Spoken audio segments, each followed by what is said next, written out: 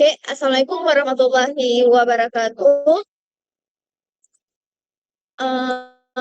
Jadi di sini kami akan membahas rancangan teknis dari kelompok kami 9. Rancangan teknis ini mengenai proyek yang sedang kami lakukan sekarang. Kemudian adapun pendahuluannya itu adalah dilatar belakangi di tengah ancaman kritis perubahan iklim. Banyak masyarakat belum menyadari besarnya jejak karbon dari aktivitas harian seperti belanja pakaian, pesan antar makanan akibat kurangnya alat pemantau yang praktis. Kemudian, aplikasi ini kami hadirkan sebagai solusi digital untuk mencatat aktivitas konsumsi, memberikan estimasi dampak lingkungan, serta menyediakan fitur gamifikasi guna memotivasi gaya hidup berkelanjutan. Adapun presentasi kami ini membahas laporan mekanisme kerja Baika dalam mengolah data menjadi informasi yang mudah dipahami dengan tujuan mendorong masyarakat luas untuk menyadari kebiasaan yang lebih ramah lingkungan secara konsisten. Adapun aktor yang kami pilih di sini adalah mahasiswa, yang dimana mahasiswa ini merupakan mahasiswa akhir dengan banyak kesibukan. Goals yang kita miliki adalah fokus studi tanpa terganggu urusan konsumsi, kemudian hemat waktu untuk makan dan minum, kemudian jaga kebersihan dan kesehatan, kemudian kontrol pengeluaran tetap stabil. Kemudian ada pun problem yang ada pada mahasiswa ini adalah waktu terasa selalu kurang akibat kesibukan, kemudian tidak tahu seberapa besar dampak penggunaan botol plastik dan kemasan makanan. Kemudian edukasi lingkungan sering terasa lebih teoritis dan tidak praktis. Kemudian selain dari mahasiswa, ada seorang deployment yang bernama Fajri ini merupakan admin pada aplikasi Baika yang berperan sebagai pengelola sistem yang bertugas mengatur data kategori konsumsi, kemudian memperbaharui estimasi jejak karbon, serta memantau aktivitas dan statistik pengguna melalui dashboard. Selain itu, admin Fajri ini juga mengelola fitur pendukung seperti rekomendasi dan gamifikasi agar informasi tetap akurat dan meningkatkan keterlibatan si pengguna.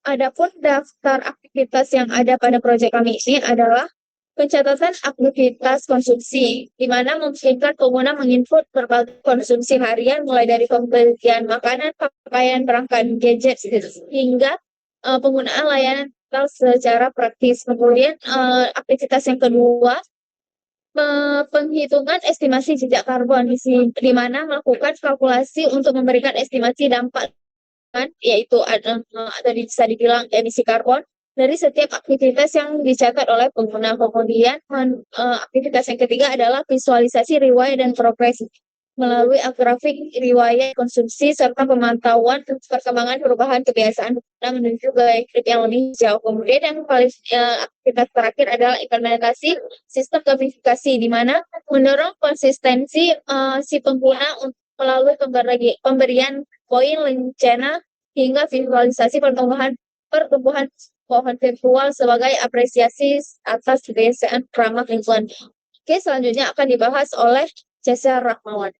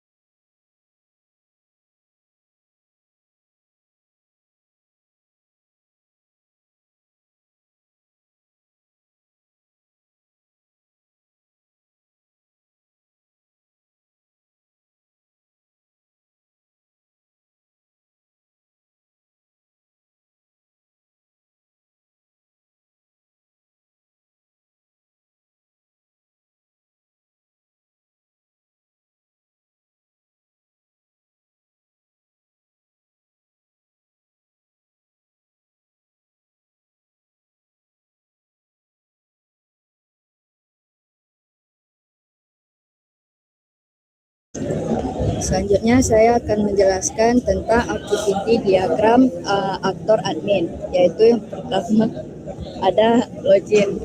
Setelah admin login, maka akan masuk ke loading page. Kemudian admin mengisi username. Jika admin gagal login, maka ia akan isi username lagi. Setelah itu, kalau misalnya berhasil, berarti admin masuk ke halaman dashboard. Kemudian yang kedua, activity diagramnya ada mengolah data karbon. Setelah membuka aplikasi, admin masuk ke halaman dashboard. Kemudian admin memilih dan admin bisa memilih dan masuk ke menu update data karbon. Jika setelah admin mengupdate nilai data, maka data akan berubah dan konfirmasi perubahan data karbon. Setelah itu, maka masuk ke halaman ketika berhasil diperbarui, maka data karbon berhasil diperbarui. Selanjutnya,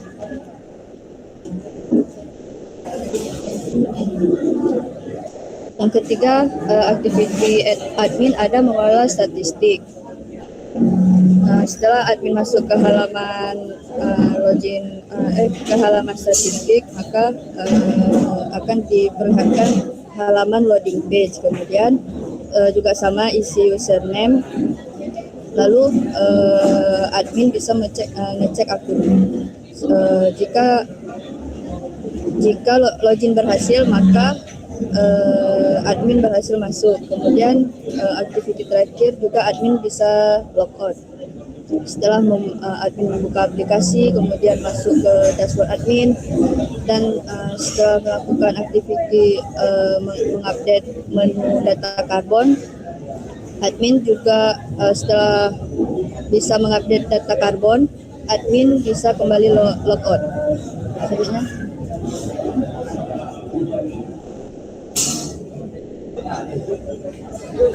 kemudian ada deployment diagram. Deployment diagram ini merupakan alur kerja sistem dari aplikasi. Yang pertama, pengguna membuka aplikasi melalui smartphone ataupun melalui web. Kemudian pengguna melakukan aktivitas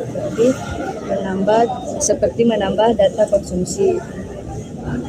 Selanjutnya, data dikirim ke server melalui API, yaitu HTTP dan atau juga bisa HTTPS. Kemudian server memproses data melalui beberapa tahapan. Yang pertama ada menyimpan data aktivitas, kemudian ada menghitung jejak karbon, ada mengolah data menjadi statistik, menambahkan poin dan memperbarui batch, dan terakhir ada memperbarui perkembangan pohon virtual. Selanjutnya server melakukan penyimpanan atau pengambilan data ke database. Kemudian hasil pengolahan dikirim kembali ke aplikasi, dan yang terakhir informasi ditampilkan kepada pengguna dalam bentuk yang lebih mudah dipahami. Selanjutnya akan dijelaskan oleh saya.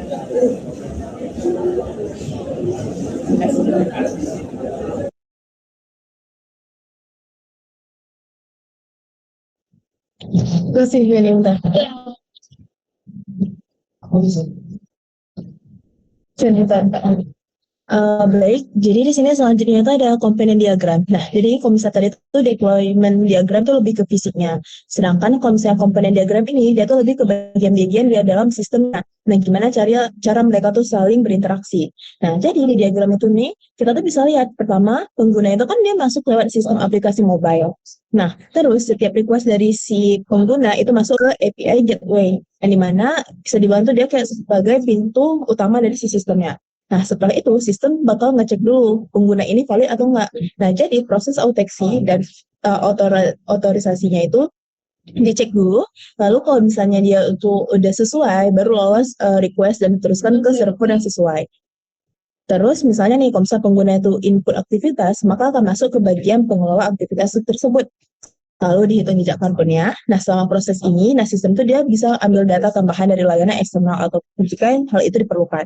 Nah, data yang udah diproses nanti akan disimpan ke database. Nah, hal ini tuh penting karena sistem itu juga bakal ngirim notifikasi ke si pengguna nantinya. Nah, di akhir hasilnya itu bakal balik lagi ke aplikasi yang akan ditampilkan oleh si pengguna. Nah, jadi selanjutnya itu pada slide selanjutnya ada package diagram. Package diagram. Package diagram.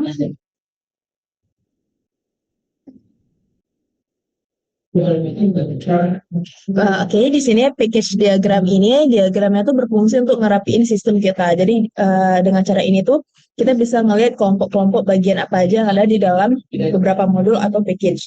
Nah, kalau kita lihat dari sini sistemnya tuh ada dibagi bagian utama, yaitu ada front end, controller, back end, dan database. Nah, front end itu tuh di awal itu di sini.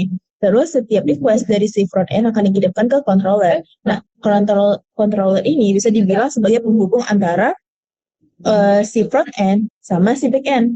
Nah, dari controller ini request itu diteruskan ke back end, yang dimana nantinya itu akan diproses. Di back end itu terjadi banyak hal, mulai dari auteksi, pengolahan data, dan juga sampai penghitungan jejak karbon. Nah, kalau misalnya butuh data, si back end juga bisa ambil dari layanan eksternal. Nah, setelah itu akan disimpan ke database. Nah, terakhir dia dikirim lagi ke controller, lalu balik lagi ke front end, yang dimana akan dilihat atau ditampilkan ke si pengguna.